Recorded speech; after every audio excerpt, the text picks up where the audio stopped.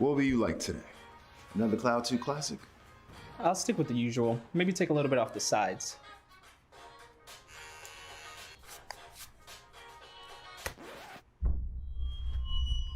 Oh, that's fresh. The HyperX Cloud 2 Wireless. Legendary comfort goes wireless.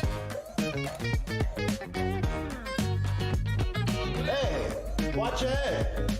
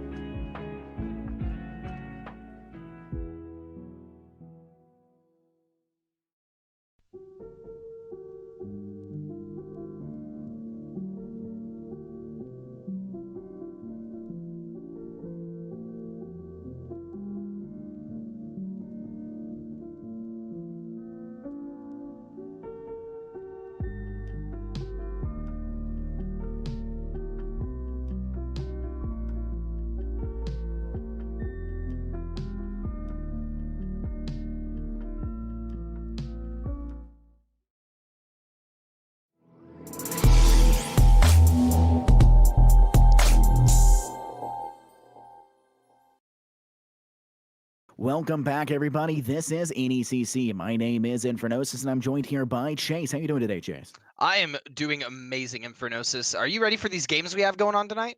I absolutely am, real Chase, to it. I'm really glad to have you here with me, and I'm really looking forward to the matchup we've got going today. We've got a very good select number of teams here, and I've actually casted for the CSUDH side, not in Overwatch, however. I've casted the R6 side. Do you have any information for the opposing side, however?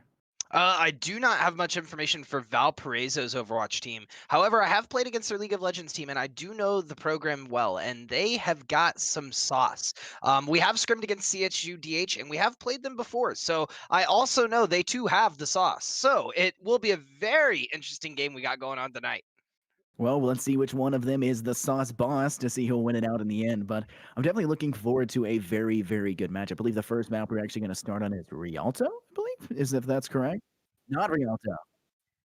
Lijiang Tower. Oh, a very good one. If we don't see a Widowmaker, I'm going to be very upset. Mostly, I say that about every map, though. I'm a Widowmaker man. Anyone who's ever had me, Man, before, I love King of the Hill maps too. Like, Lijiang Tower is just a staple in Overwatch, in my opinion. I think this is one of the more well-balanced maps. It's a very fun map to play, in my opinion, and coach. It's just very fair as to like the 2 CP bullcrap that we still have in Overwatch. So I had this question actually asked to me earlier today, completely even unrelated. I was playing an entirely different game, and it was asked to me how I feel about 2CP. And honestly, it is the worst mode in Overwatch. Yes, But hands down. it's because every other mode in Overwatch is phenomenal. Every mode is fun in Overwatch. Every mode is great. It just happens to be the weakest of all of them. Yep. Yeah. I love 2CP. I think it's because I love every mode in Overwatch. I love every You mode. love 2CP? Yeah, 2CP is fun. It's hard. It's difficult. There's a lot of things that have to go into that. There's an enjoyable factor you can have into that. Do we get health there's a lot of insurance for hate. casters? Because I feel like you need to get your brain checked out, my friend. Yeah, where's my health insurance? Oh my goodness, what is happening here? It seems like everybody is jumping off the map. Nobody cares. We're waiting for players. Everybody's just gonna have time. We have to start the match, but I mean, this is actually my favorite spot because Widowmakers can rain down terror, right? You can have a very common Widowmaker on those outside high grounds. I'm expecting to see a Symmetra, however. Oh, yes. Teleport in. You just don't see that. Winston, Symmetra, you're going to see that lineup when you push into this one. It really just comes down to which one can take it first, which one can take the fight. I know Yelkrub cast it last game, right? And he had a clip on his Twitter, which you go check out that, of him getting a 10 or 20 second shatter. Wow, 10 or 20 seconds? That is so fast. The second he came in, the second they finished the teleport out, he had built the shatter in about 6-7 seconds. Wow. That just goes to show how prominent that teleporter can be when you get inside, right? Because it gets you right to point. You're right in the middle of the action. That's impressive, though. 15 second shatter is awesome. I was astonished. I always thought he was just the only talent he had in Overwatch was casting. Apparently, he actually knows how to play the game as well, so he's definitely showing me up in that regard. But I mean, so far from looking at the hero choices we do see, we are seeing both sides rocking a Reinhardt. That's not unusual in any way. But in terms of the DPS, we are seeing a Genji and a Soldier 76, and we also are seeing a McCree and a Pharah. So the Pharah might be switched off of if the Soldier 76 can tap that button enough times. But if the Soldier 76 can't, there's really no one else to really contest that Pharah. So we'll just have to see how that plays out. I am surprised no one went with the Symmetra pick here, as both teams just kind of line up in the doorway and wait for their engage. It's definitely going to be a hard fight. 2 frags are already dropped. That's going to be Mama Shiba and 3D Hizzy that are going to fall. That's both tanks that you've now lost out, so they're going to definitely need to regroup, hopefully not lose anyone else, and especially not charge the ults on the other side. They did actually lose E-Metal in the process, but, so far, nobody else has dropped. Yeah, that's a massive stagger. You never want your Ana to get picked mid-fight because it's going to take her so long to get back. Yeah, the first point is definitely going to go over to Valparaiso. Yes, Valparaiso. Sorry, I was still getting my colors out. Yes. You got to figure out the colors at the beginning. It'll get very difficult very quickly. The drop will come down from the Hammond. That's going to put a very, a little bit of damage off the top, but you do have the pocket coming from the Mercy of CB, but they're going to get dove in here, which is going to be a little bit more difficult to deal with. Seems to be a very normal push coming from the actual doorways. No flank from behind. A shatter goes down. It actually gets 3D Hizzy out, but the charge will return, and it's continuously going up for the Valparaiso side once again. 3 kills already. Yeah, it's kind of crazy to watch CSUDH as well. If you pay attention to CSUDH, he is in the backline on the Mercy. He is not getting off of it, and he's like very oppressive. Like the entire time the Mercy was around in the fight trying to do any sort of healing, he was on top of him. So they are going to have to get CSUDH out of the backline. Yeah, he's diving very exceptionally. I think they definitely need to make a switch in terms of who they're playing with. They have switched off the Mercy, and they're actually going to bring the Baptiste in instead, which, I mean, is an interesting choice, but that Mercy ult was not that far away. The boost will come out here, however. This is the Genji Blade that's going to go through. He's going to connect to it, too, during that process so far. Immortality Field will go down, and the Soldier 76 ult, a 3K dropping for the Girthquake, and it's going to be trying to be cleaned up by the Soldier 76, but it will eventually do and succeed, so you actually are going to save your Ana in the process as well, and a very successful retake there by CSUDH.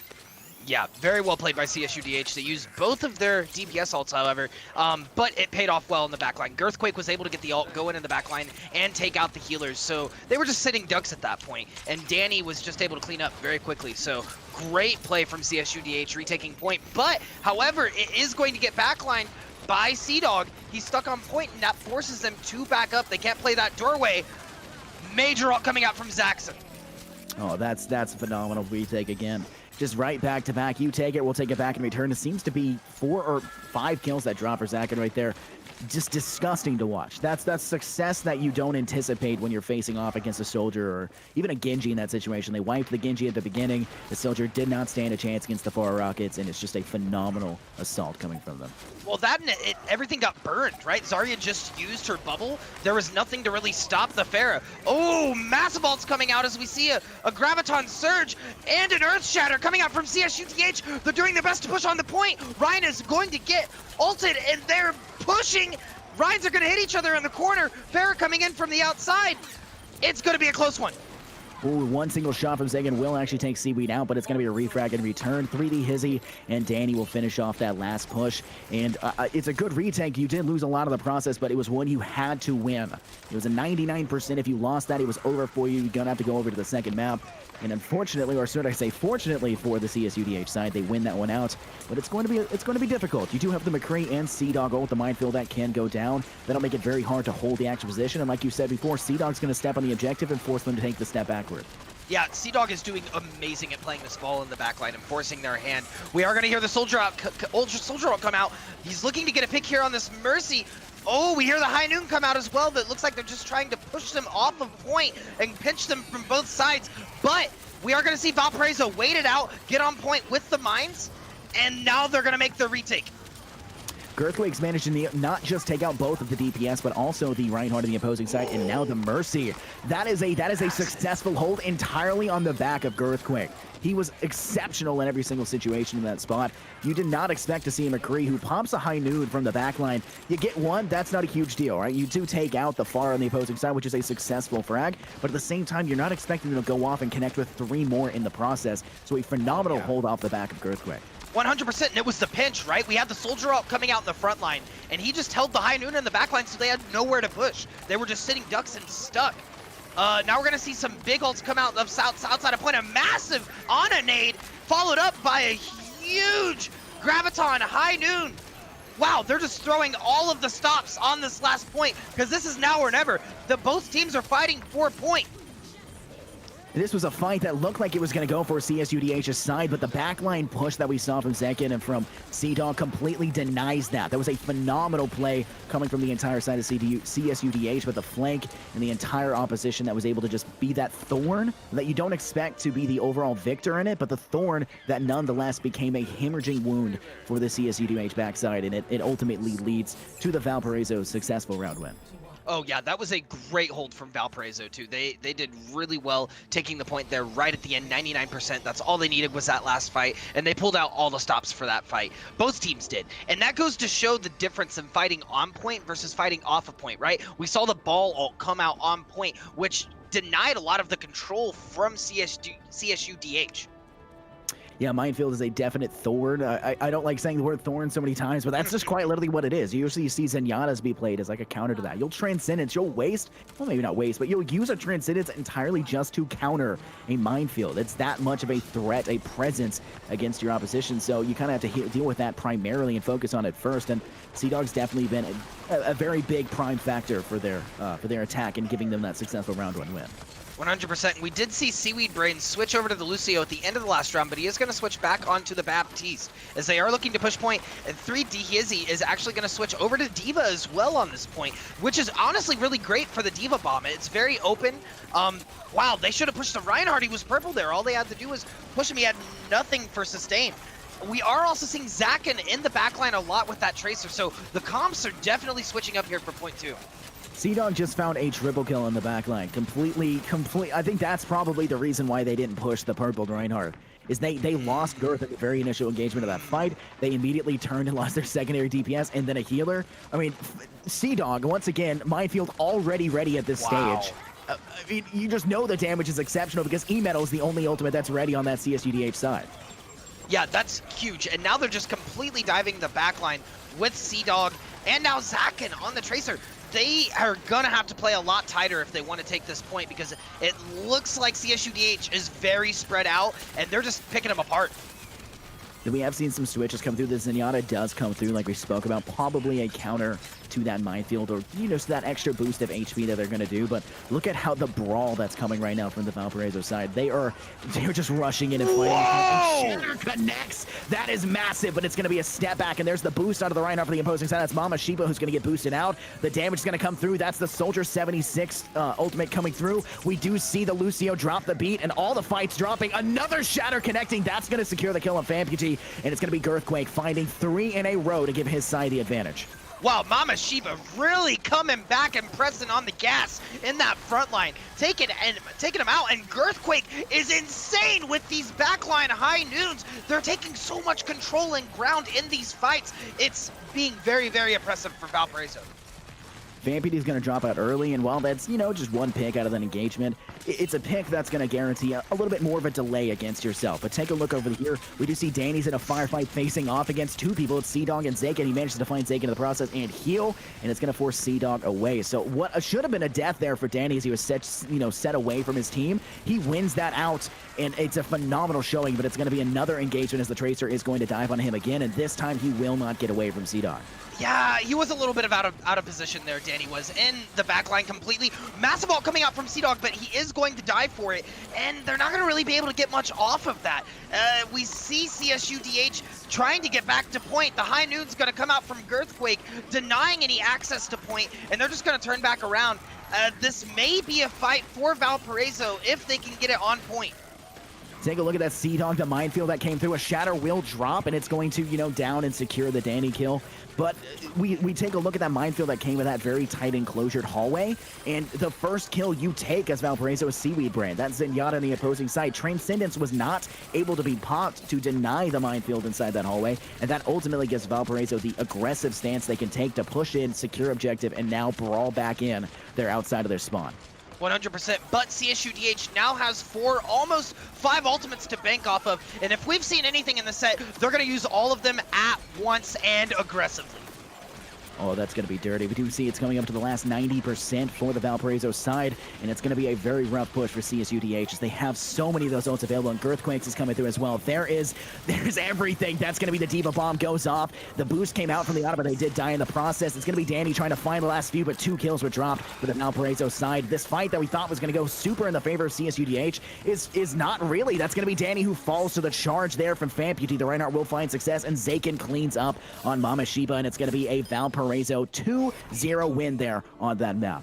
Yeah, that was a great play at the end from Valparaiso. It all comes down to how close you're playing together, right? And at the end on that last push, we saw the Zen stuck in the back line pretty hard. He wasn't able to get up there and trans for the rest of the team. They tried to set up a position to be able to ult with the Soldier up top, but they weren't really able to capitalize much off of really any of the ults that they put out, and they just got countered.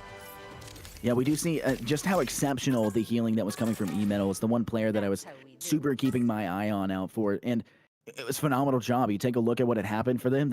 At the very beginning, they had charged their ultimate at the same time as we did see, you know, CSUDH's ultimate, who had dropped a 3-bomb right at the charge. They were equal in their ultimate charge, and that's because they were putting out so much healing. They were so exceptional at doing their job as that support player that they were able to charged it just as fast as the tank on the opposing side, who had a phenomenal game. I would dare say CSUDH could be put up for as an MVP for that, at least for that map. We don't know what's going to come so far, but I definitely will put CSUDH in the running for an MVP option going forward. Yeah, agreed. I mean, CSUDH, how many ults did he have on that last map? It seemed like 3 or 4 just on the second point of Lijiang alone. Not to downplay E-Metal, though. You are completely right. E-Metal had some crazy healing coming out. Not to just mention the healing, but the Ana nades were huge. There were multiple points where he was just waiting for the Rhine shield to go down. He'd throw the nade, and it would get 3 or 4 in the front line, and then they just roll forward. That's all you got to do is just walk forward and swing at that point. I mean, it was definitely like you do see in contention for that.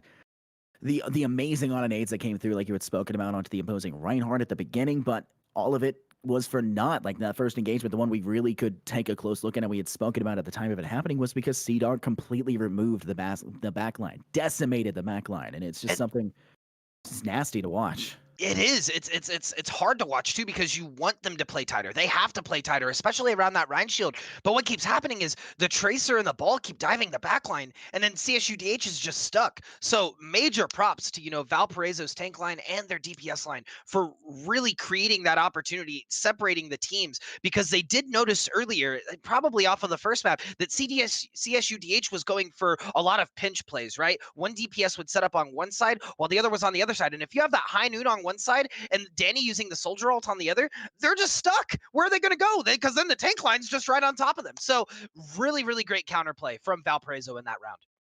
Yeah, it was a phenomenal job to be able to deny that. I mean, taking a look at like the lineups we did see, there's a definite meta going around with like playing what thing. But like speaking of metas, we'll go ahead and talk about Meta, which is actually one of the sponsors we have here at NECC, which is Meta Pro Gaming, which is a full-service esport management, developmental, and consulting company. Meta provides esports coaching, college esport management, arena design, and equipment. And if you want to learn more, go to metaprogaming.gg.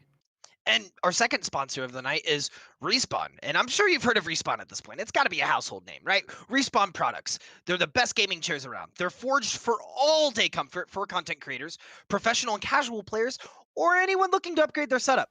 Respawn has been battle tested to achieve a level of comfort that leaves competitors in the dust.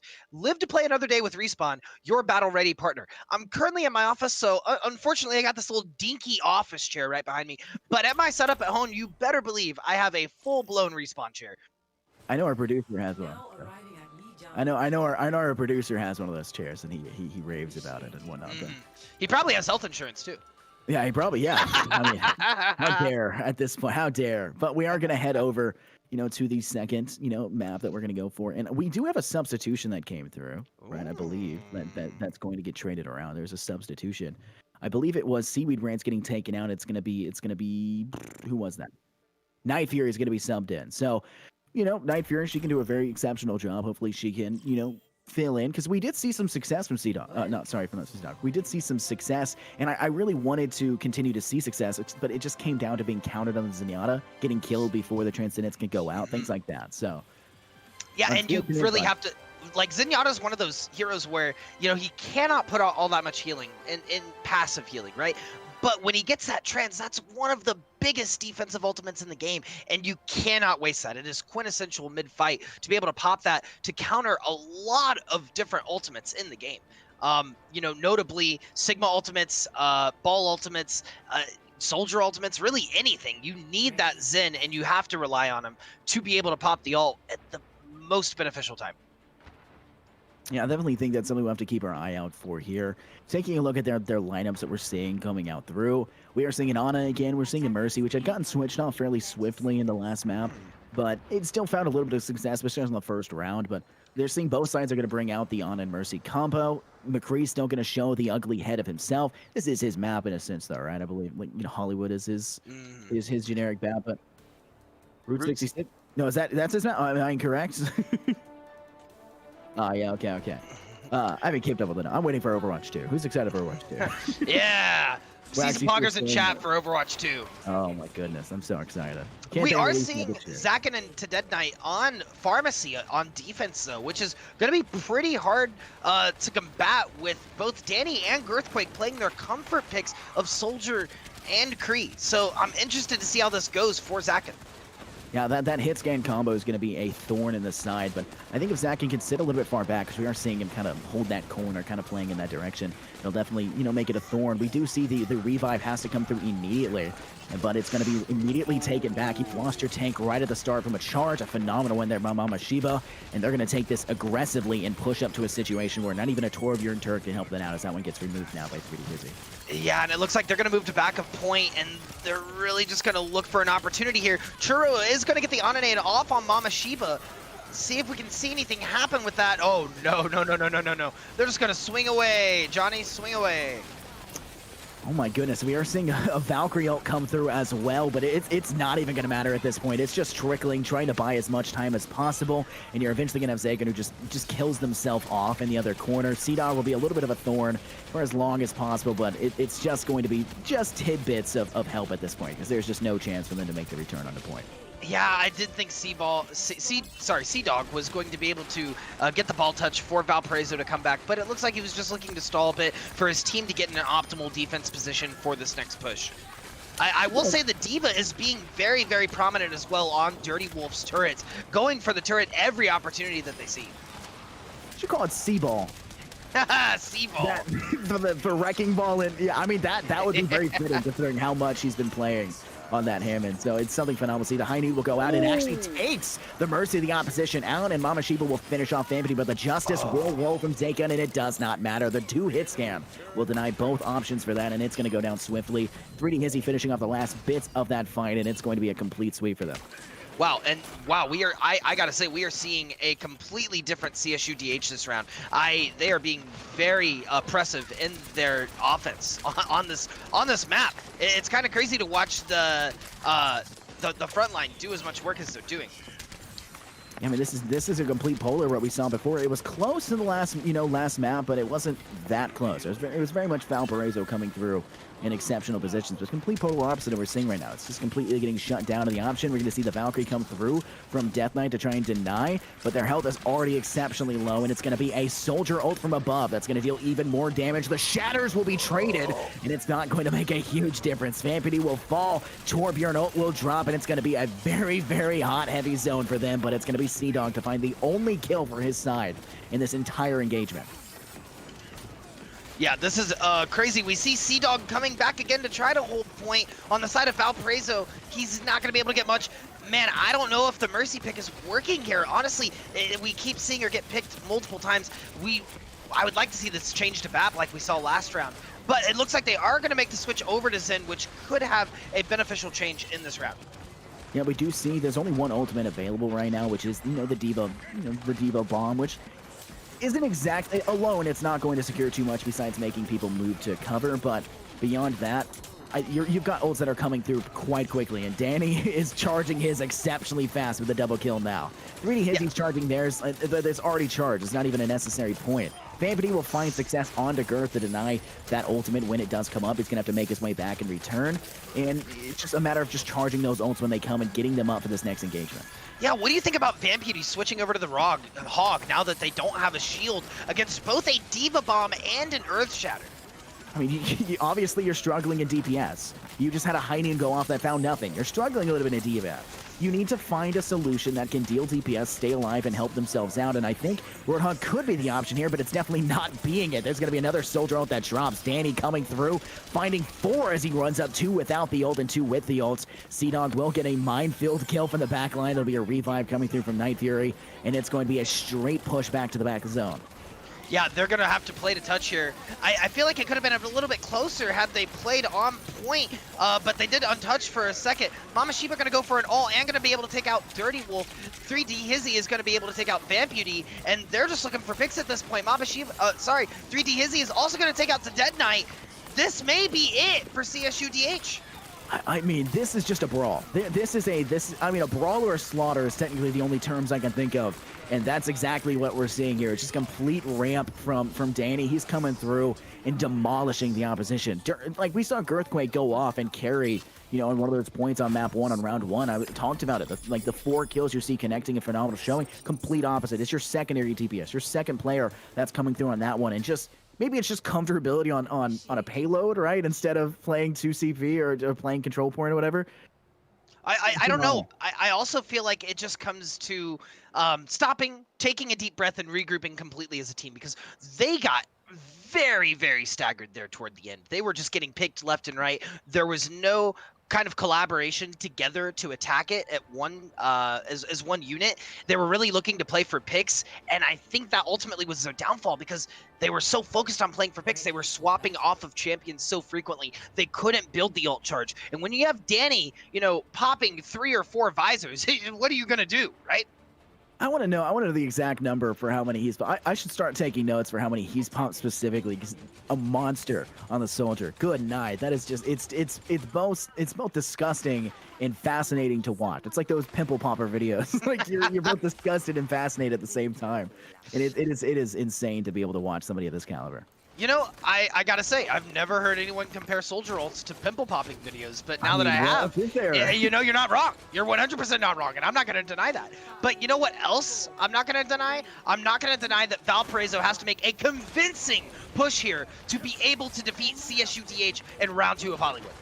I mean, I think one of the things they're trying to do in switching it up is they're not going to start with the Mercy on the push, which obviously Mercy didn't work at all for them. They're going to bring Lucio and Ana out. They're going to bring a Hanzo out, which would be a great way to deny, you know, the shields out, but you are not rocking a double shield combo for the Valparaiso, for the CSUDH side, so it's not going to be as effective as you initially want. 3D Hizzy will find a first kill onto Zaken. That's the Hanzo I was just talking about going to be removed. They're going to lose your tank as well. It's going to be a complete regroup. Take that step back. Don't charge as much of their ults as they're trying to do as you see them push forward and brawl out.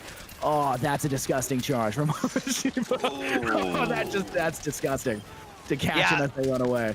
You could say that CSUDH may be a little bit of a salty CSUDH right now, because that was a very gnarly charge from Mama Shiba. And, you know, the plays that we're seeing right now from CSUDH make sense. We have the D.Va diving everyone that goes for a flank. We saw him dive Zakin just a minute ago. And if we keep seeing that dive come out, I don't know, this may be all she wrote for Valparaiso.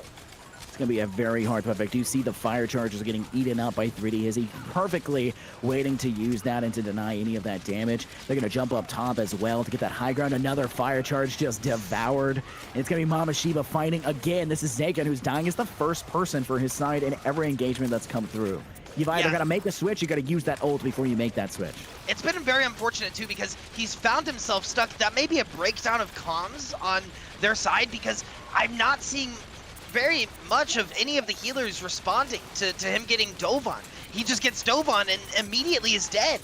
You know, they've got to stay grouped as a team, and they've got to put attention where attention is due.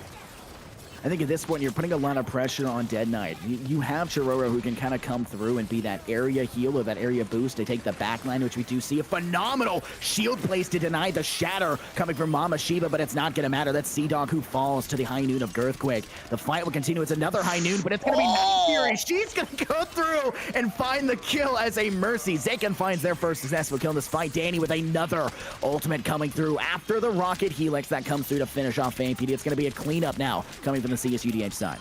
Yeah, honestly, I really feel like Danny didn't need to use his ultimate there, but does it matter when he's charging it every 60 seconds, right? I mean, at that point, you just have to use it. You got to have the ult economy. But we are going to see CSUDH with still their D.Va ultimate, and Valparaiso just has Chiroro's ultimate. CSUDH is coming up with a Graviton Surge, which could turn the tide for this battle, but we've got to keep the healers alive, right? We keep seeing the healers getting picked on their side right after Zakin gets picked, and they've just got to continue with that front line. I think every single engagement we've seen, oh my goodness, Mama Shiba with a successful fire charge into Dead Knight. And like I was saying earlier before the fight is engaged, Dead Knight has got a lot of weight on them. They're the healer that's going to be exceptional in regards to individual healing besides Chiroro. There's the Graviton coming through. It's going to catch 2 of them and the healer, and it's going to be comboed with the Hanzo ult from Zaken. They'll get the people off the point by 3D Hizzy's ult from the D.Va bomb, but it's going to be cleaned up again. CSUDH will find one, and now you've lost the DPS and healer of Dirty Wolf and Dead Knight. FanPD will find in return, but he'll get traded out instantly by 3D Hizzy, and it's going to be the last few fights. It's the cleanup on both sides. A high noon from Gert's going to try and take out Churro, and it will, as he's cluttered behind a tree and can't make the escape. In the 1v1 battle, the last 2 standing as CSUDH will win it, and it's going to be a fight between the Mercy and Azaria. The Mercy! Oh! The Mercy! No! That was so close! No. Okay, we have to go back and rewatch that fight though, because I'm telling you right now, Girthquake was the MVP of that entire fight, taking out 4 to even it up on the side of CSUDH. Now Valparaiso looking to make this final push in. They need it here. It's all counting for naught. If they don't, Zakin is making the switch to Tracer to be able to touch. 3D Hizzy is going to be stuck in the Baby Diva mode, and it's looking like Valparaiso may take this first point, but CSUDH is not giving it up without a fight. They just turn their DPI to a billion and just start spinning. They realized they lost that. They realized, I don't know what was happening. They engaged a little bit too seriously, or they didn't engage in time, or they're just aware of their unfortunate positioning, but all of it ending in a team kill. It's finally a point where you're finally seeing them get around under their belt. Valparaiso finally getting just one single successful take of that.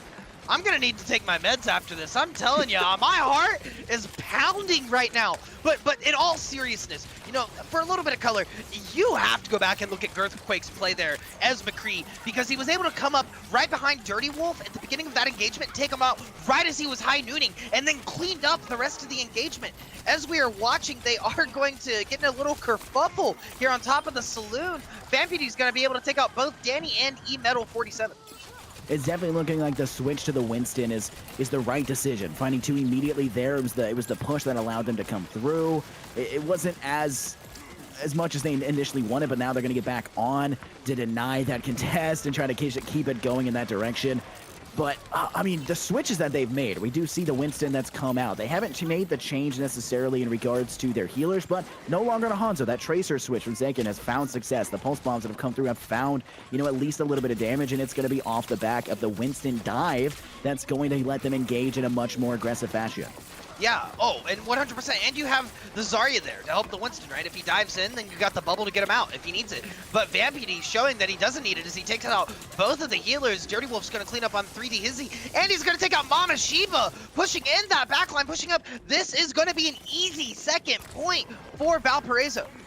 Oh my goodness. As soon as we talk about Vamputy, immediately shows up and does it again. So, they struggled entirely on taking the first point. They struggled, they couldn't get it done, and the switches that they made were exactly what they needed, and it is definitely showing. Vamputy's aggression here, we're already seeing it again, to just dive in, use the bubble, and then take the safe step back. The second the shield bubble is gone, they have the Zarya bubble to you know, support in that last few engagement, and even the dive that's coming out from Zakin into the back line, it's not, or sorry, from Girthquake, it's not finding any success, and the Pulse Bomb won't find success, but the Shatter will connect with one, and it's going to be 3D Hizzy who finally puts an end to Vamputy's rush, as well as Danny, who uses the Soldier ult. And wow, that was a great play from Vamputy. He did throw the shield on top of the Demo Bomb to try to save the rest of his team, but we are going to see CSUDH push up here, trying to get a kill from the spawn. They're going to back up a little bit as they see Vamputy is now going to be diving their backline. As you said earlier, the switch on to the Winston here is being very aggressive for Valparaiso.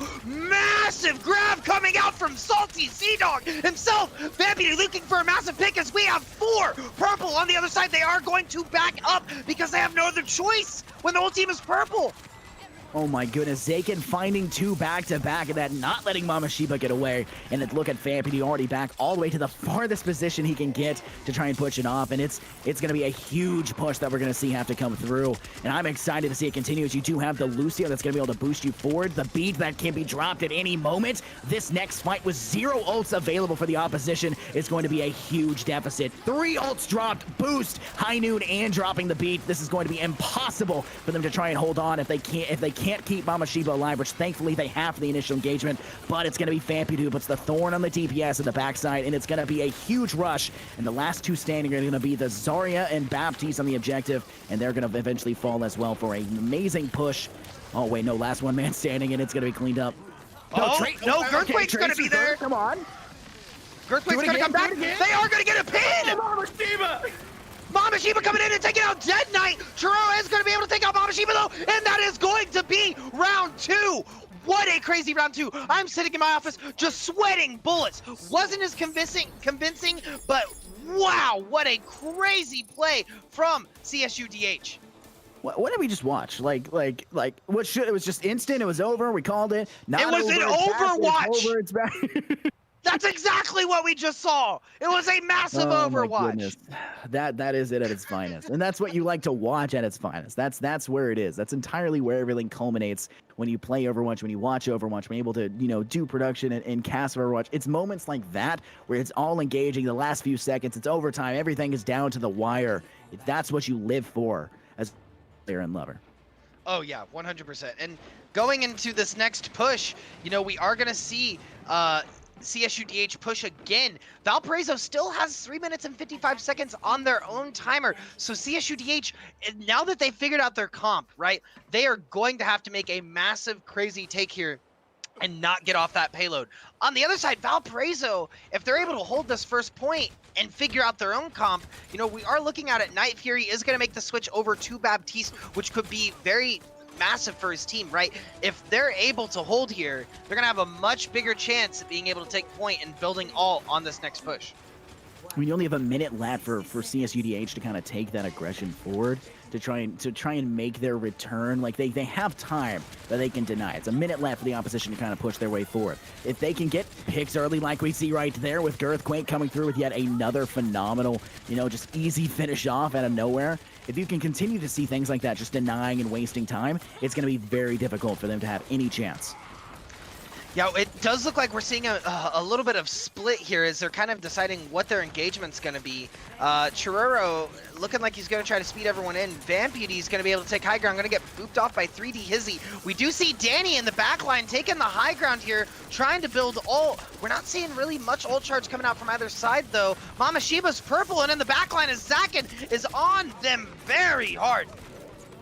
Oh my goodness, the entire engagement that's going on in the front line doesn't even begin to say what's going on in the back line. Danny was at 2 HP and gets saved by the Baptiste of Night Fury. She comes through and successful heals, and that's going to allow your Girthquake and Danny to come through and retake the high ground and retake the ability to get frags. Zakin will get one onto Girthquake, so he'll be out, but it's going to be a double on an aid to secure a kill into CSUDH and eventually into Chiruro. That's the boost coming into Mama Shiba now, and it's just going to be finished off, and it's going to be a very successful overtime hold right here. And I mean, we might actually see Dirty come through at the last second. He's going to try. He's going to get swung off, and there's no chance. Very successful hold coming out right there, and a very phenomenal heal right there from Night Fury. I was stuck watching that. I didn't even hear the rest of the fight. I mean, Danny getting booped off the high ground by the Winston, getting rushed down at less than 15% HP, and the save to come through, which eventually gives you the DPS needed to win that entire engagement. Oh, I was over here clenching when I saw Danny at 2 health. I was like, oh, please. Oh, my. Oh, my. Oh, my. Because Dead Knight just died, like, right beforehand. And with their Ana down, they only have one healer. And that extra soldier healing can make all the difference when you need to group up and retake point like we saw them do.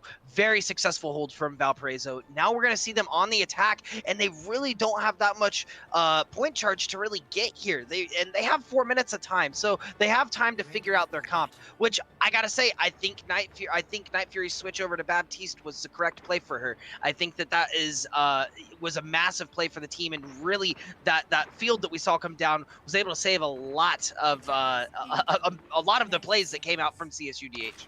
Yeah, I mean, it was a phenomenal decision. I mean, we've seen a lot of really great switches that are coming through. I mean, you're now seeing Dead Knight switching over to Baptiste as well. Obviously, Baptiste has worked for them. Why wouldn't it work for you, right? And they are going to continue to stay on the Lucio, which is an interesting decision when defending. Maybe you're going to have to rely a lot on Dead Knight again to be that main stale healer, right? Of main output of that heals. And the question is whether or not Dead Knight will be able to, will crumble or not underneath that pressure that's relied on. Yeah, and yeah, that's really it, because they're going to need Dead Knight here for the defense. Not much heals, like you said. We are going to see Zakin make the switch to Symmetra, though, and I'm interested to see where these turrets play a huge game here, because we're seeing Valparaiso play the more brawl comp. So if they're able to take out those turrets, then they're not going to really find much value in the sim. Look at the aggression that's coming through. They're already going to have to waste the Immortality Field on the backline, but it will secure a kill into Dirty Wolf. But you're going to lose both tanks now. That's Zakin and CSUDH finishing off 3D Hizzy and Mama Shiba. And it's going to need to be a regroup. You've got 3.5 minutes left. You've got time. You can take a step back and kind of regroup in the situation. And they're definitely going to continue to hold the high ground for as long as possible. That's Danny holding out there up there as well with Night Fury, but eventually will get pushed off and booped off. And that's actually, the boop actually saves the life of Danny in that situation. That was a bit of a misplay, but still, Phenomenal otherwise. That was crazy because he was about to get charged by Vampity and he just jumped down last second. Very fun to watch. Mama Shiba's now on point, swinging around. CSUDH's behind Mama Shiba. Mama Shiba's very low. We're going to see the backfield come out on point. No one's really there to capitalize on it, though. Simmel coming out. Going to be massive. We are going to see Girthquake with the Genji ult taking out 1, taking out 2. That may be point. That's going to have to be it. CSUDH coming through. The last man standing, not even close to being able to make it back. And they're going to win out on map 2. A phenomenal map to watch. They're even saying good map in the chat. I mean, it really and truly, it was in every single stance of the word. You know, with Valparaiso showing phenomenal work there on map 1, and then struggling on map 2 from the CSUDH assault that came through. It's a wonder to see that. It did go to overtime. It was a phenomenal retake there by Valparaiso to finally take that first point to start the payload phase, but nonetheless, phenomenal showing over one. It definitely shows right here on the thing. Look at the healing that was being relied on across Girthquake's DPS, Danny dropping 43 eliminations. I mean, it's no shock that Vampity is the other card. I live here in the Midwest, and you know what we call those? Oh, it might be backward. Fat W's. That was an amazing map on Hollywood. That you're not gonna get better Overwatch action than here on the NECC main channel watching these games. Because wow, that was a crazy collegiate Overwatch match. I mean, a phenomenal watch, phenomenal cast for. I mean, can we take like we called MVP in map 1, and I'm gonna take it back a little bit. CSUDH didn't show us much of a presence there in that map. We didn't see that level we saw previously, and I think it's because you aren't able to play the Hammond to the success that we saw in map 1. You can't bring out Wrecking Ball in that situation and find that same level of success. We saw Zarya's were really the mainstay secondary tank choice behind the Reinhardt shield, and I guess CSUDH not as good or not as comfortable.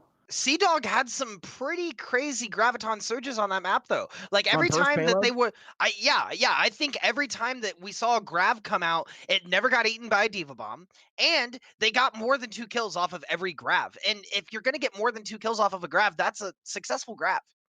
I agree, but you said it not getting eaten by the diva. I think that's the most impressive part of that, because we talked about how much 3Daisy was just nomming on the fire charges of Vampity's. I mean, it was disgusting. I mean, the amount of fire charges that they ate is just it's amazing to watch that and see that come through. And we are going to see a color flip here, so keep that in mind, guys. So we're going to have to re-switch the color flip as we head over to the next map. What is the map we are going to be seeing next? Do we have that information, production? Getting this just in now. If I were to guess, I think, just by prediction, nothing else, the next map is going to be Rialto. I'm gonna say it's nothing. We're going to a 5-minute break. So we'll head to a short little 5-minute break, and we'll be right back with more NECC action with CSUDH versus Valparaiso.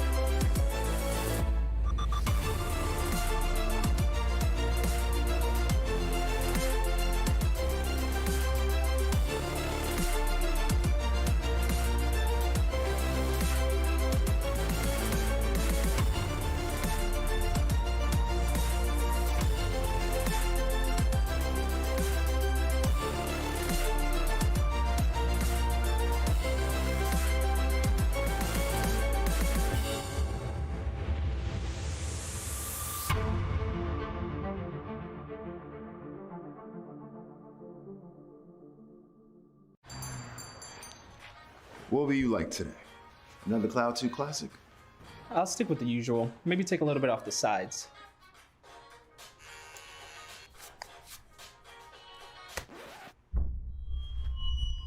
Oh, that's fresh. The HyperX Cloud 2 Wireless. Legendary comfort goes wireless. Hey, watch it.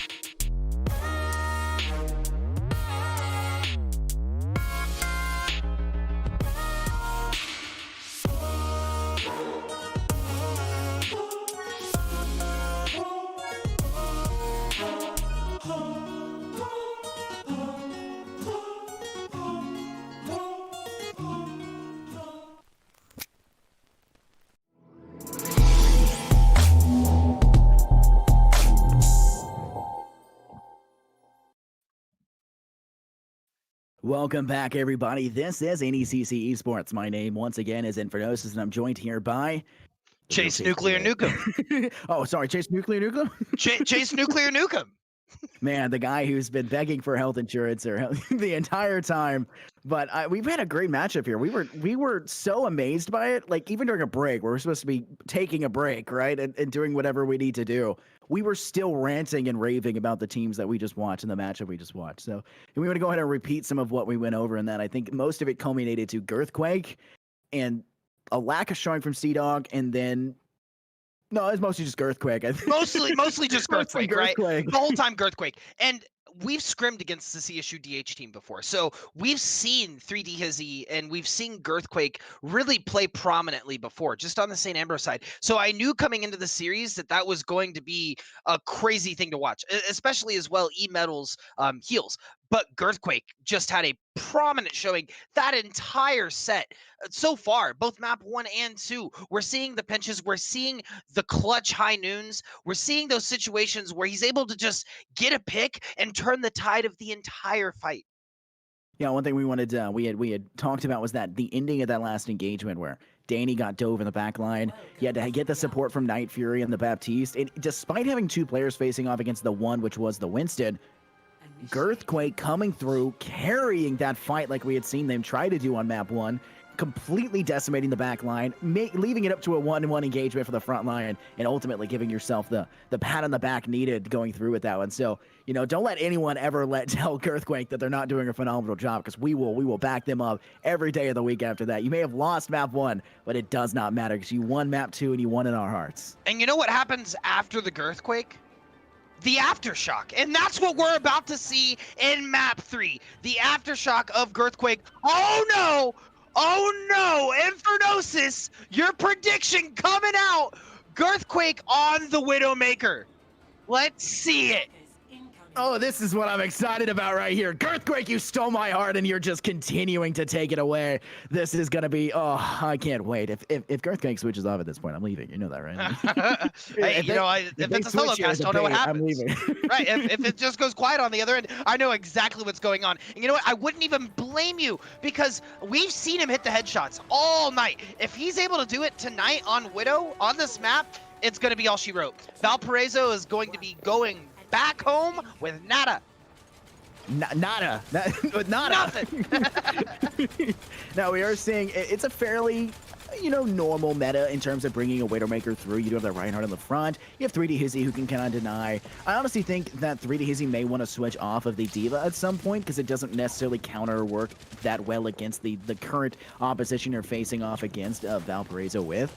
But, nonetheless, it could definitely work out. We did see 3D Hizzy do a phenomenal job of beating Fire Strikes, but you're not going to see that. What we are going to see, though, is Girthquake finding the first kill and not letting us down in the slightest. Typical, too. Typical for the Widow to pick out the Zen in the very first pick. And he's been popping shots the whole time. Mama Shiba's now going to get a pick on Chururo. And they're going to find themselves extremely split. Only 2 on point, 2 in the backline, but that's all they really needed with the Tracer being stuck now on the side. They are going to look to pinch this Tracer, hopefully get the kill here. I mean, this is an engagement it's kind of coming to the last few seconds. Danny with a long shot, helix shot at Hazaken, which is dirty to watch. Girthquake following through and Mama Shiba falling on Fampy to finish off the tank. There's a regroup coming through. You see CSUDH taking that step backwards. This we raved about CSUDH on map 1 with the Wrecking Ball. We raved about Girthquake as well. But we raved about Wrecking Ball on map 1. We didn't see it at all on map 2, just doesn't fit in. But we're seeing it again here. But not as much success as we saw on map 1. They definitely learned to kind of play around it and counter it a little bit better. Oh yeah, and 100%. We are seeing CSUDH, dive Girthquake a little bit more. They are going to need that dive to come out because Girthquake being very prominent here, getting the pick onto Zakin and onto Chururo. Girthquake, calm down. What did I tell you though? It is the aftershock coming out. Danny now taking out Dead Knight. What is Valparaiso to do?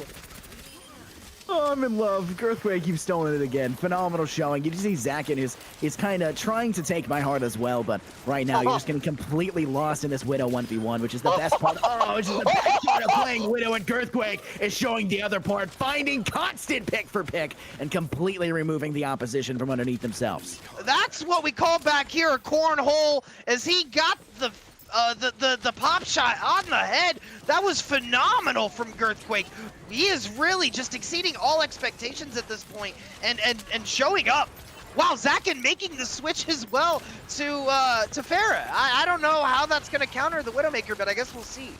You're trying to play someone who's entirely countered by hit scan against Girthquake, who right now I'm going to call the hit scan god in this matchup. Phenomenal all around him. McCree on Widowmaker on everything you've seen, and it's going to be even more deadly. It will get rushed now by CSUDH, but I believe Girthquake still has the hook available to get away, but it's again a huge counter right now. They are just diving back on a CSUDH. They absolutely don't want anything to go, but the Shadow will connect. It's going to down, but it won't matter. Transcendence will drop the hook from Fampy, will make it even more difficult, and it's going to be a large engagement going through. Danny's ult will not mean anything because CSUDH will dive it, and Dirty Wolf will fall through with his own onto E-Metal. Wow, massive D-Vault coming out from 3D Izzy, almost taking out Dirty Wolf on point. I've really got to hand it to the CSUDH healers, Night Fury and E-Metal. They are able to quickly prioritize frontline to backline. We did see CSUDH dive Girthquake multiple instances there, and Night Fury was turning around every time to help. So did Danny. So the communication from CSUDH is top tier right now. If they're able to keep that up, this is going to be a 0.1 hold.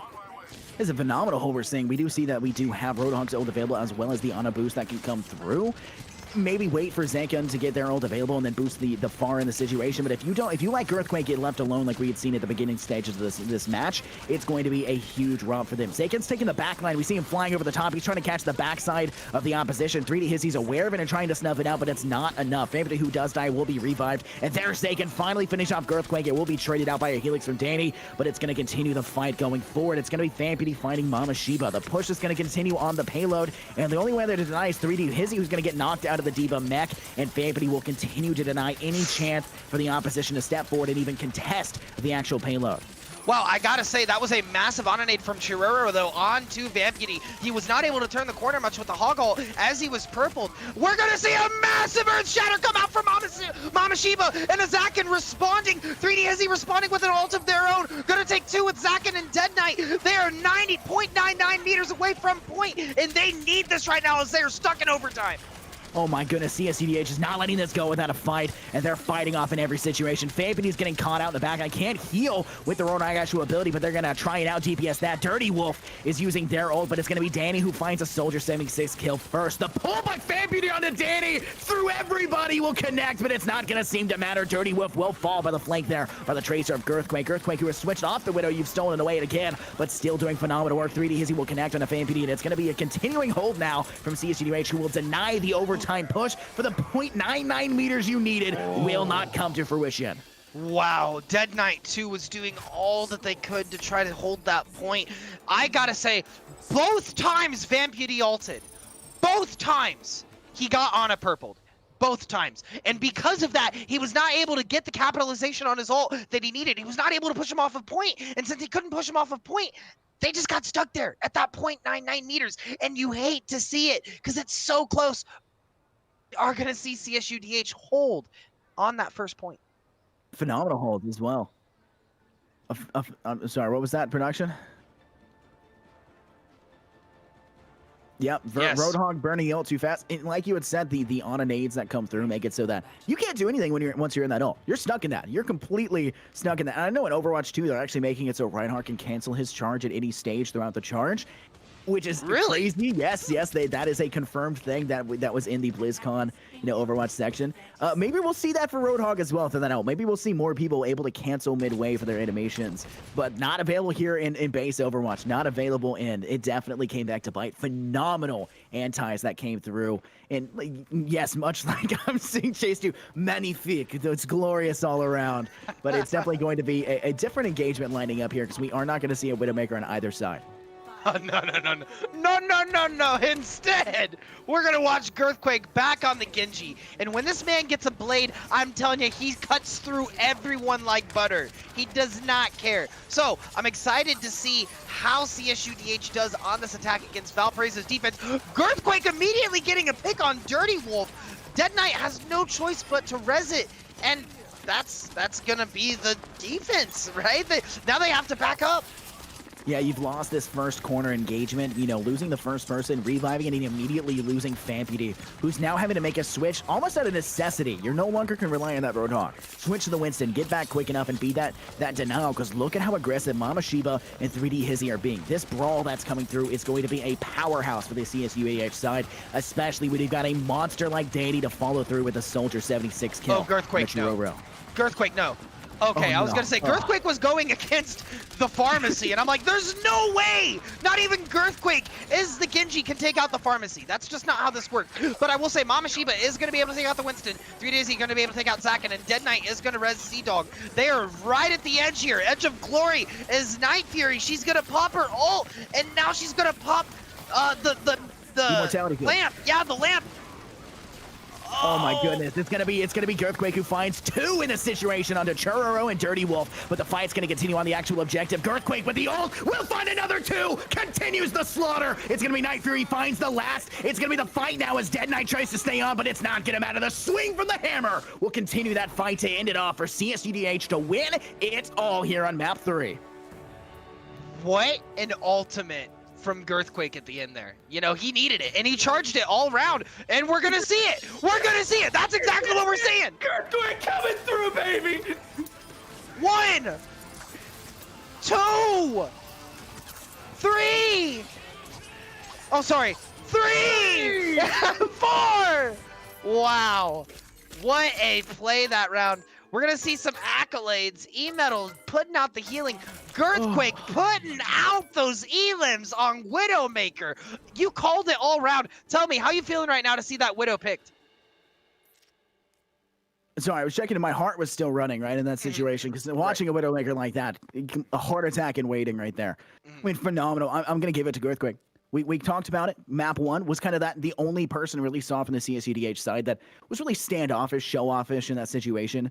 It just didn't work for their side. Map 2, again, we saw a lot from Danny, but it was mostly Girthquake decimating the backline. That unsung hero in Map 2, we noticed it. We caught you. We're there to back you up in that situation, and Oh my goodness, map 3. Oh my Wow. goodness, map Wow. 3. The If it wasn't Widowmaker- if it wasn't a nail on the coffin beforehand, if it wasn't, the snipes put it right there. Put the X on the spot, and we knew exactly where to dig our time capsule of MVP for this match. It's gonna be Girthquake. And the aftershock, what I say, the aftershock came out in round 3. What an amazing showing from Girthquake. And truly, I don't want to just highlight Girthquake.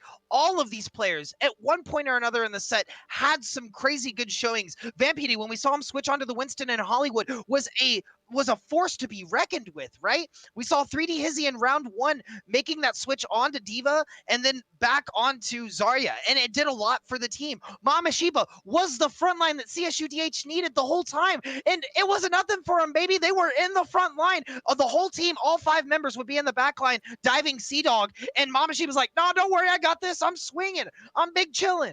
It was awesome. Really great showing from both teams. The ability to keep swinging as well in that situation with Mama Shiba. That's not just a Reinhardt that does Reinhardt things and kind of discussed in that situation. You have a healer in your backline to assist you. 2 of them in that situation. And Night Fury, not to be unsung in any way. I want to kind of rant about Night Fury because we did see her kind of just show up in map 2 as that switch, right? Their substitute. Phenomenal healing that came through. You did see a lot of pressure was put on initially for the Valparaiso side. We did see them kind of have to rely on that one individual healer. That Dead Knight was kind of what they were trying to rock on map 2, and it just didn't work out.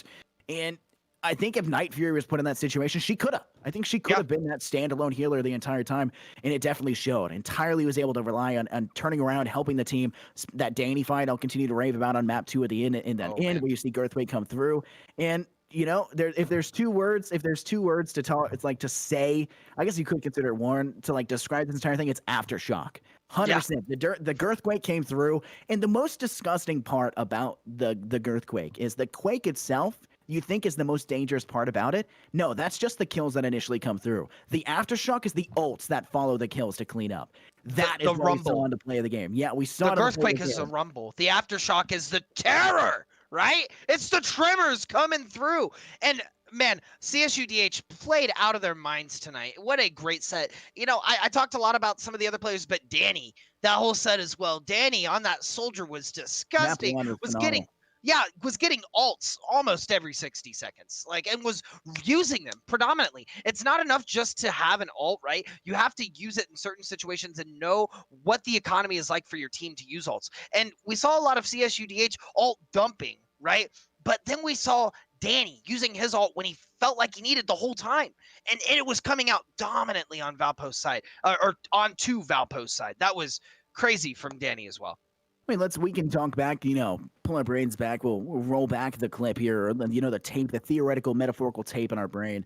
Map 1, we see, on the second round where the central point, and you'd see the split from Girthquake and Danny. You see the high noon come from the low ground. You see Danny up top of the high ground. You didn't see super success with the actual, Soldier 76 ult from Danny, but it was the fact that it was such a presence. It's like, you don't see him on the kill feed. He's not that exceptional player you see always pop up on the kill feed, kind of like Girth. You don't, except in the last map, of course. But Girth in map 2 was that unsung hero, and I think Danny was the unsung hero in all the maps on map 1 and map 3. It's the pressure, right? Mm-hmm. It's the like you said, it's the presence, and it's the pressure of him being there. You don't want to move because you know that soldier's ulting there, and as you're turning to go back up, they're saying back up, back up, back up. Then they find out there's a Genji in their backline. Then they find out there's a Tracer in their backline. Then they find out there's a McCree high nooning 10 feet behind him, and they can't do anything about it. The whole time. That is the worst thing to find out. I turn around, and I'm going to see it in my nightmares about it. I'm going to turn around in my dream, and it's just going to be Girthquake, and it's just going to be one step in the rumble that follows through. It's going to be awful. But I think we, unfortunately, from what I've heard, Girthquake does not want to do the interview with us. From what I've heard. So unfortunately, we won't get Girthquake in for the interview, but we'll get somebody else over from the CSUDH side for the interview. Do we have any information on when that's going to come through here, Caleb? Right now. Okay, so we got information coming through. We interview incoming, and here it is. We've got hello. Who is this? Hello, it's Mama Shiba. Mama Shiba? Yeah, it is I, the Mama Shiba. Right. So first question, first and foremost, who how much trust do you have in your healers to just drop the shield and start swinging like you did there? A lot of trust. There's a lot of trust that goes down when I drop down the shield and go in. That was crazy. Really, we saw the entire time you were the front line. There was no one else there. It was you. 3D Izzy had to turn around a lot to deal with Sea Dog, and you were just on point swinging. So you knew exactly what to do. What was going through your mind on map 3 when you were holding on Rialto and they were pushing around corner and you were the only one there? Just defend the front line. Really gotta make sure that someone has a presence on the point. You know. Right. So, do you guys tell me? Do you guys practice a lot of those plays when you guys are going in? Do you play a lot of the Ryan and Girthquake playing a lot of the hit scan, or does he play a lot more of the Tracer Genji, the more dive? Well, me personally, I'm usually the Reinhardt player. Girthquake, he switches around like depending on what's needed the most. Gotcha. Like if we need a DPS, well, DPS. I mean, hit scan. More hit scan and projectile, or like Genji, he'll switch to Genji. Yeah, and we saw, wow, your synergy with 3D Hizzy was immaculate in that series. Tell me, do you guys do a lot of duo queuing together? Do you guys do a lot of, just playing with the two of you? Because your guys' synergy was really popping off with those Zarya ultimates and then even the shatter into the Diva bombs. Yeah, we sometimes, a couple times, we just head on to like some comps and just play comps. And we're in our school-wise, we are involved in some clubs, so we do already have like that. We talk a lot amongst ourselves in the clubs that we're in. That's awesome. What what are you guys involved in? That sounds great. Shout them out. Well, one is fraternity, Phi Kappa Theta, and the other one being one of the tech clubs called CSUDH and cybersecurity. They're like one and the same, but more. Yeah, they're focused on technology stuff. I love both coffee and cybersecurity, so that's awesome. I'm sure some of our viewers can relate to that love for coffee and cybersecurity. Wait, coffee, not coffee. Coffee. No, Coffee. I heard. I'm in for the coffee as well. Drop the coffee. This is a collegiate. You're not going to get a collegiate level play without a couple or 12 cups of coffee somewhere in there mixed in. Well, this might sound strange, but I'm not a coffee drinker. You had me fooled with that energy on point. I'm telling you, you were big swanging the whole time. Is that what you do best? You just big swang? If it needs to be done, it needs to be done. Oh my goodness. Sometimes you just got to be like, all right, time to swing. Spider-Man your way in there, just swinging and living. But I have a question specifically because, we were talking here, and I'm sure if you watch back the Vaughn and do Vaughn review and watch back, you'll be able to hear us talk about this. Unsung hero, you do have, Girthquake, who came through, phenomenal showing, and we, of course, are like probably going to call Girthquake the MVP for the performance shown. But Danny, your other DPS, not to be outshined, the unsung hero, not showing as much up on the actual kill feed itself, but nonetheless having phenomenal DPS all around. How much synergy is required between you and your DPS? Because Girthquake, I almost feel like you could leave him be and he will continue to be that threat and presence there. But Danny, you got to help out soldiers in the process. They have to flank safely. A lot of communication that's got to go through for the positioning.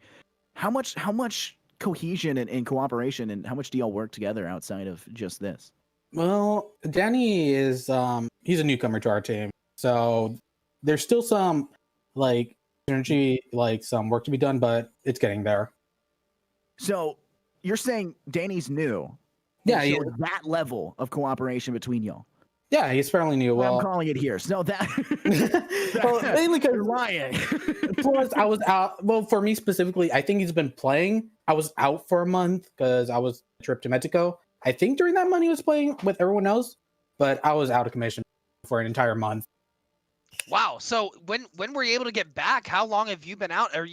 Is this you coming cold into the game, or have you had a couple weeks? No, I had a couple of weeks. Like basically when school started, like 3 to 4 weeks ago, I got back into it.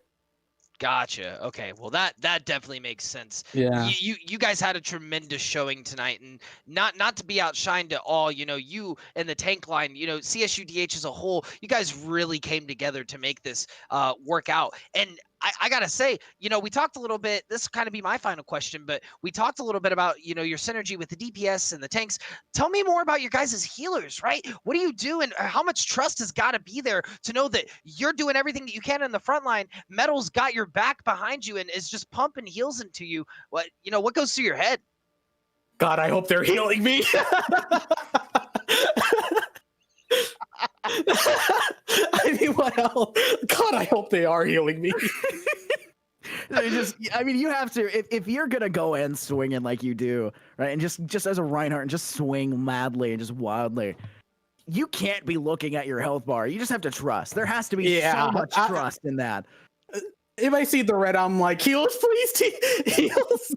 I almost feel like you should wear like a bandana around your head when you go to play.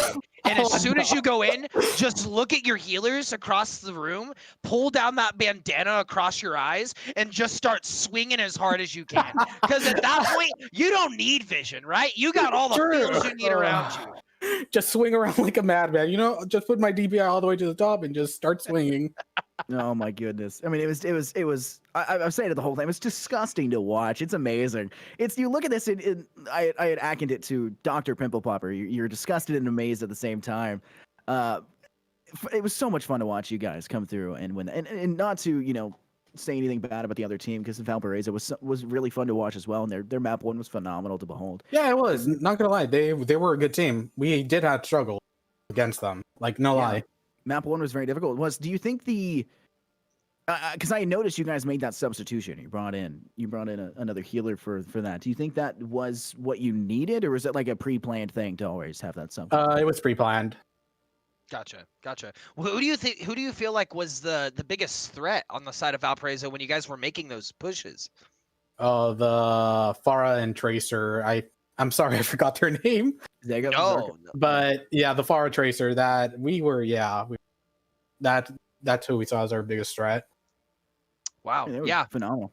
Yeah, agreed, 100%. Zakin was getting the picks, and we did see that come out multiple times. I would say I am a little surprised by the you saying Farah, just because you guys had double hit scan almost the whole time, and yeah. I really didn't feel like that Farah had much of a presence just due to the double hit scan, right? Maybe if it wasn't there, maybe when we saw on map 3 when we saw Girthquake switch over to the Genji, it wasn't as prominent because they had the pharmacy, but. Man, I thought Sea Dog was just in your guys' backline constantly. Oh, yeah, the ball too. Mm-hmm. Annoying. Balls, yeah. See, Chase, they didn't worry. They were scared about the FAR in the first place, so they just shut it down, We're worried about it, so we'll kill them first. So that's why we didn't see the presence. Right? They were scared, and so they took care of it in their own way. Yeah. the old like Team Fortress 2 strategy when you're playing Pyro. Like, you're supposed to help your backline and protect the backline, but killing everyone else is protecting indirectly. So that's what it comes down to. Yeah, that's why we saw the Battle Mercy coming out on map 2. Oh yeah, that was yep. It's the same strategy. Night Fury on killing that Zarya. Oh my goodness. That was juicy to watch for sure. Well, on my own, I don't have any more questions. I'm gonna throw it over to you, Infernosis. Do you have anything else for Mama Shiba? No, if you want to take a moment to shout out anyone that's behind you or help you along the way, your organization, for your university, or anything of the thing, so take your time to do so.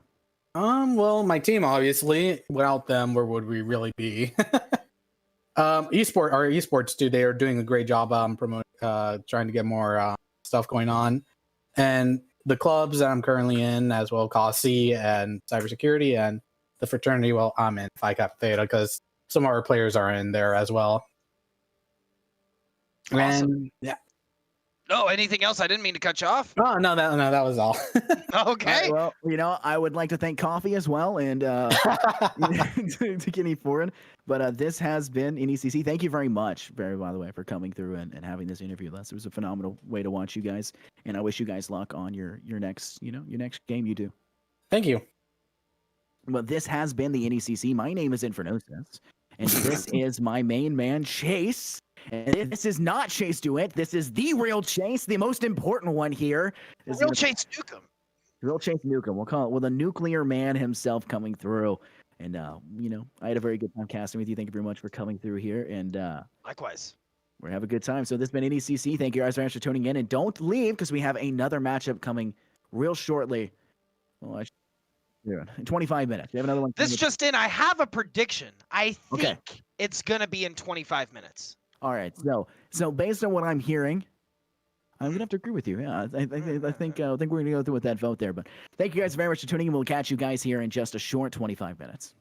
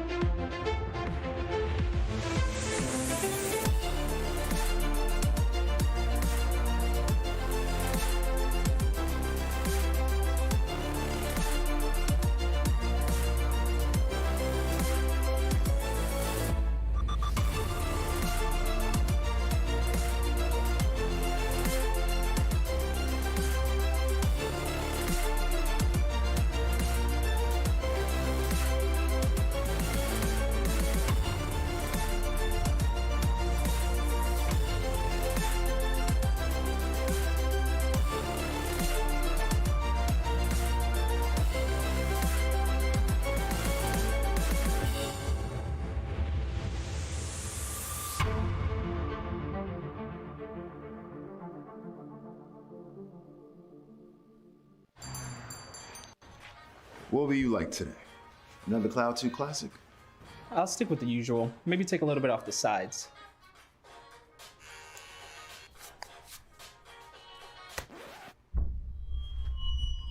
Oh, that's fresh. The HyperX Cloud 2 Wireless. Legendary comfort goes wireless. Hey, watch it.